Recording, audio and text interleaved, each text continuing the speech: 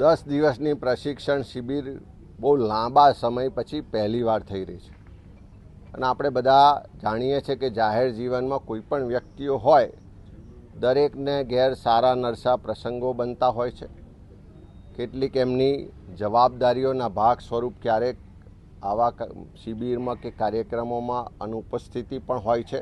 પણ બંને અમારા જિલ્લા કોંગ્રેસ સમિતિના પ્રમુખશ્રીઓ છે, પહેલે દિવસથી અમારી સાથે એમણે મંજૂરી પણ લીધી છે, સંપર્કમાં પણ છે અને સાથે સાથે આખા જે સંગઠન સૃજન અભિયાનની શરૂઆત દેશમાં પહેલી વખત ગુજરાતથી કરવામાં આવી.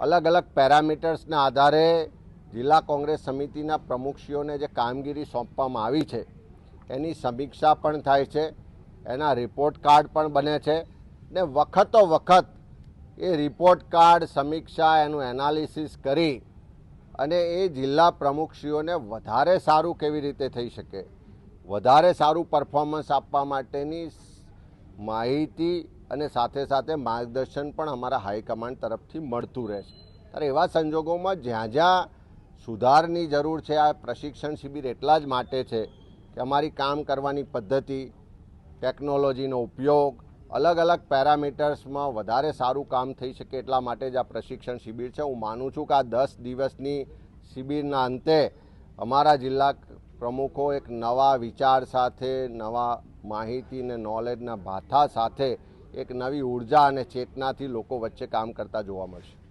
સમાનતાનો અધિકાર મતના અધિકારથી આપ્યો છે કે દેશનો મોટામાં મોટો કોઈ માણસ હોય એના મતની કિંમત પણ એક છે અને કોઈ સામાન્ય દેશનો વાસી હોય એના મતની કિંમત પણ એક છે. અને જ્યારે એક વ્યક્તિ એક વોટને બદલે એક વ્યક્તિ અનેક વોટ, એવો વોટ ચોરી થઈ રહી હોય, એવું આખા દેશમાં એક વ્યવસ્થિત રીતે ચૂંટણી પંચને સાથે રાખીને કાં તો ચૂંટણી પંચના જે સિસ્ટમ છે એનો દુરુપયોગ કરીને ચોક્કસ લોકો દ્વારા આખું એક નેક્સસ ચલાવવામાં આવી રહ્યું છે.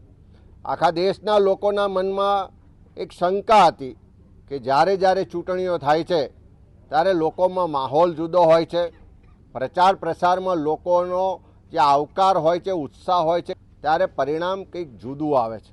અને જે લોકોના મનમાં શંકા હતી એ શંકાને પુરાવા સાથે, હકીકતો સાથે રાહુલ ગાંધીજીએ વોટ ચોરી કેવી રીતે થાય છે એ દેશ સમક્ષ પહેલાં પણ કર્ણાટકનું ઉદાહરણ આપીને પુરાવા સાથે રજૂઆત કરી હતી. ચૂંટણી પંચે એમાં સુધારો કરવાની કાં તો પોતાની ભૂલ, જવાબદારી સ્વીકારવાને બદલે એ વખતે પણ કહેવામાં આવ્યું કે રાહુલ ગાંધી જે અત્યારે લોકસભામાં વિપક્ષના નેતા જેવા જવાબદાર પર છે એમને કહેવામાં આવ્યું કે એફિડેટ કરે તો જવાબ આપીશું. આજે રાહુલ ગાંધીજીએ ફરી પાછા મહારાષ્ટ્ર અને અન્ય વિસ્તારના જે પુરાવા સાથે હકીકતો આપી છે એ જોતાં સ્પષ્ટ લાગી રહ્યું છે કે આખા દેશમાં વોટ ચોરીનું એક વ્યવસ્થિત નેક્સસ ચાલી રહ્યું છે.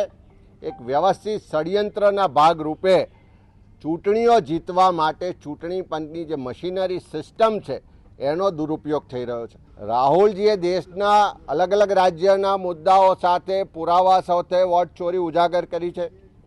ગુજરાતમાં પણ અમે વોટ ચોરીના પુરાવા સાથે આખી હકીકતો ઉજાગર કરી છે.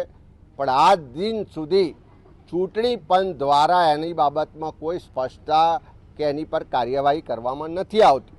ઉલટાનું ભારતીય જનતા પાર્ટીના નેતાઓ, ભારતીય જનતા પાર્ટી જોરશોરથી એની સામે ખોટો પ્રચાર કરી રહી છે, વિરોધ કરી રહી છે. જવાબદારી ચૂંટણી પંચની છે, જવાબ આપે છે ભારતીય જનતા પાર્ટી, કાર્યવાહી કરવાની થાય ચૂંટણી પંચે, ભાષણો અને બૂમો પાડે છે ભારતીય જનતા પાર્ટીના લોકો. એનો સ્પષ્ટ મતલબ છે કે સત્તામાં બેઠેલા ભારતીય જનતા પાર્ટીના લોકો જે આખા દેશમાં વોટ ચોરીનું નેક્સસ ચલાવે છે એમની ચોરી પકડી ગઈ છે, વોટ ચોરો પકડાઈ ગયા છે. લોકો હવે વોટ ચોર ગદ્દી છોડ એવો નારો બુલંદ કરી રહ્યા છે, રસ્તા પર ઉતરીને એનો વિરોધ થઈ રહ્યો છે.